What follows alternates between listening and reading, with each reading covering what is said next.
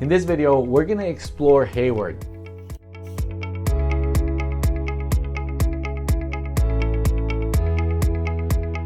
Hey guys, welcome back to the channel. My name is Mac Rogers. I'm a real estate broker here in the San Francisco Bay Area, specifically in the East Bay. You know, when you say Hayward to people that live outside of Hayward here in the Bay Area or don't know where Hayward is, you get some weird responses, one of which could be summed up as disbelief or unbelief. Now, why is that? Is Hayward really that bad? Let's see. Let's start with location. For those of you who are watching this outside of the Bay Area, Hayward is about a 30-minute drive east of San Francisco. It's located in the East Bay, meaning the other side of the bridge or the other side of the bay.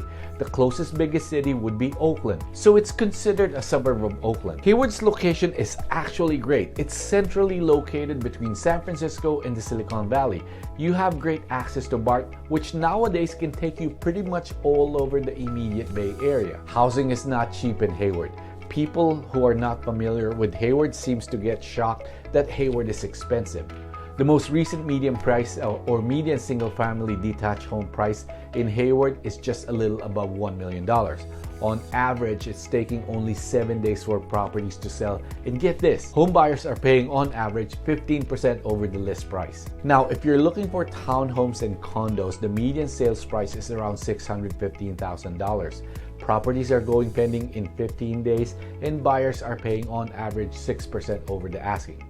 So whether you're looking for a detached home or a condo or townhomes, both are going fast and above the asking price. So just keep that in mind. Let me drive you around one of the more or less expensive neighborhoods in Hayward and show you the area and tell you how much home prices are over there.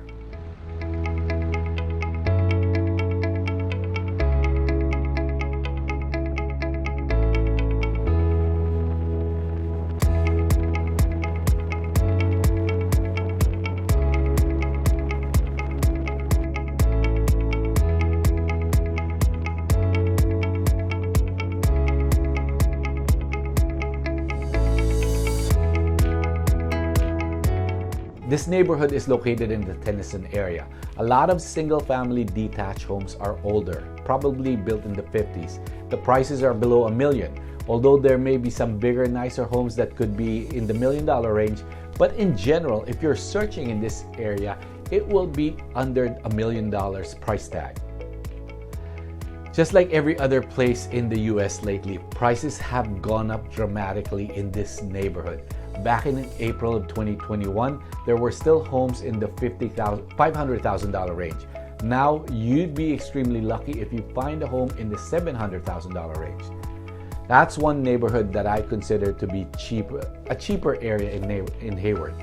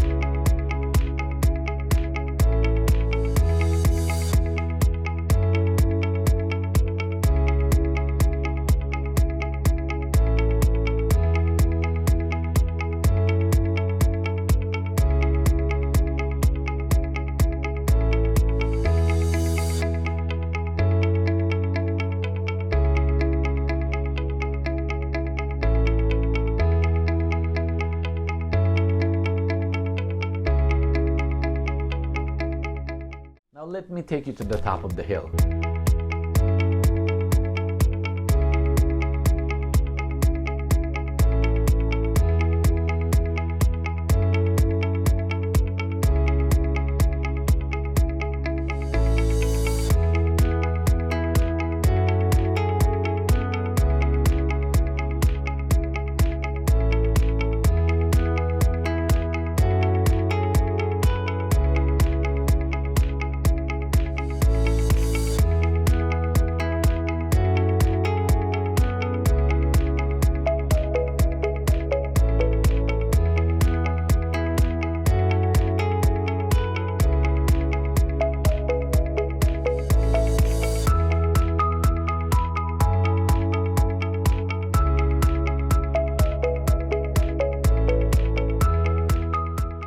This is part of the Hayward Hills. It's called the Highland neighborhood.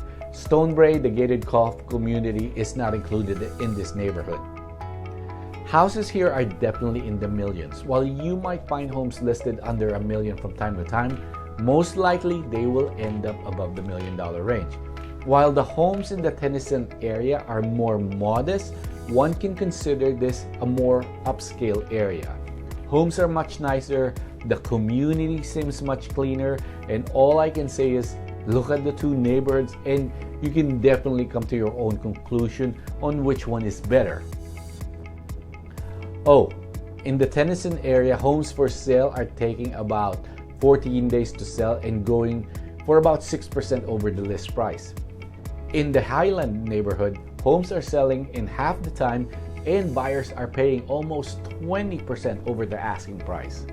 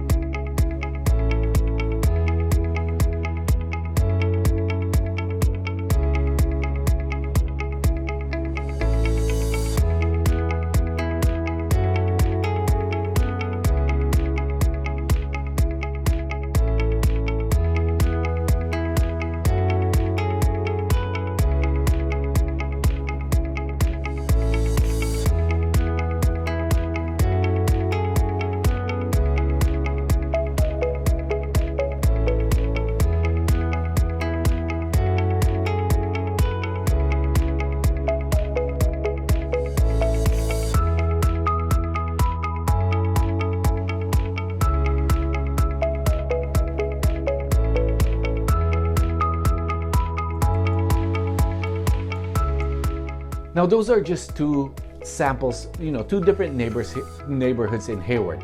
There are a lot more neighborhoods like Tennyson and also the Highland area and some neighborhoods in between as well. In terms of demographics, Hayward is pretty diverse.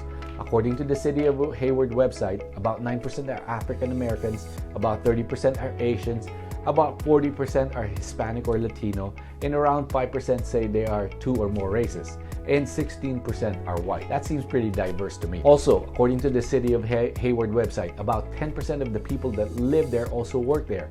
That's great whenever you can live and work in the same city. For a suburban city, Hayward has a relatively young population. The median age in Hayward is about 34.6. That's about 4 years younger than the US average.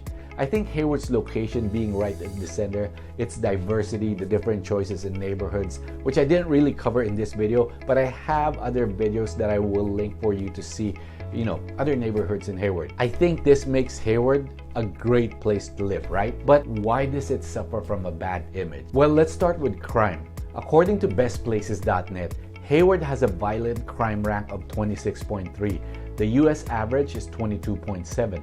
Hayward property crime is 44.2. The US average is only 35.4. By these two metrics, Hayward is worse when compared to the US. But how does it compare to its neighboring cities?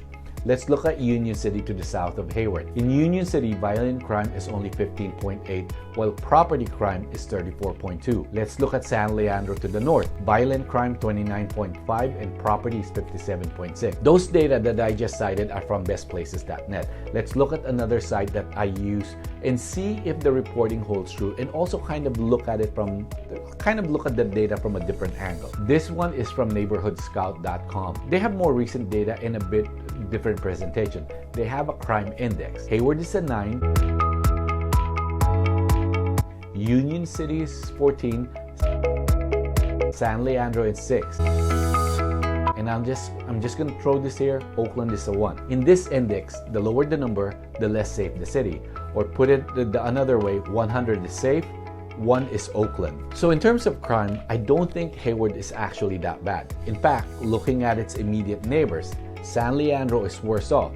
But the reality is that these numbers, when compared overall, are low. For me, kind of boots on the ground feedback, if you will, on crime, I've never felt unsafe in Hayward, whether that's showing houses, going to eat, or shop over there. I've never felt that I needed to look over my shoulder and be worried. Let's move on to schools. Here's another black eye, if you will, going against Hayward. But how bad is it when compared to its neighbors? Again, this is from bestplaces.net. Let's look at public school test scores. Hayward proficiency in reading 10%. The state is at 51%. In math, Hayward, again 10%, while the state average is 39%. Compared to Union City and San Leandro, reading, Union City 51%, San Leandro 42%. Math, Union City 42%, San Leandro 28%. Clearly, when it comes to school district, I don't want to say it, but the numbers are the numbers. Hayward is bad compared to its immediate neighbors. Those two things are big. Crime in schools. It scares a lot of people, and Hayward has always had this reputation. It hasn't shaken it off. I mean, look, it's not like people are not moving to Hayward because of these two factors. It's not like home prices are depressed because of these two factors. But those are two big things that people consider. So why would you move to Hayward? Honestly, if you can't afford Fremont, Union City, or the other neighboring cities that we can consider better in terms of schools and crime, Hayward is a real option, especially if you want to stay close to San Francisco or Silicon Valley. Maybe it's your only option.